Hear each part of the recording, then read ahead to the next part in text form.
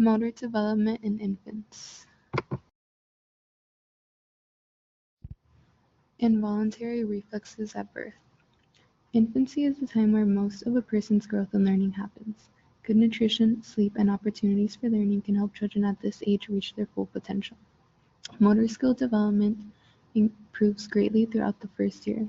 Children learn about their environment through their reflexes from birth and their sensory system. These reflexes are swallowing, gagging, sucking, coughing, blinking, yawning, and tears. Rooting, which is when infants turn their head after the cheek is touched. This typically disappears between 1 and 4 months. Moto is the reflex in which infants startle if there is a loud noise, touch, or quick movement. This disappears between 4 and 8 months. Grasping is when infants are able to wrap their fingers around objects that are in their hands. And this disappears between 1 and 4 months. Stepping is when an infant moves their feet in a walking motion while being held upright with their feet touching the surface. This disappears between 1 and 4 months. Plantar is when infants' toes curl when the ball of their foot is touched, and this disappears between 8 and 12 months. Landau is when an infant extends their legs, straightens their back, and lowers their head when held in a horizontal position. This disappears between 12 and 18 months. All of these reflexes from birth help infants in their future learning. The presence and fading of these reflexes are indicators of normal brain development, and over time, these movements become more refined and smoother. Promoting motor development. Motor activity in the first year is positively linked to early attention skills.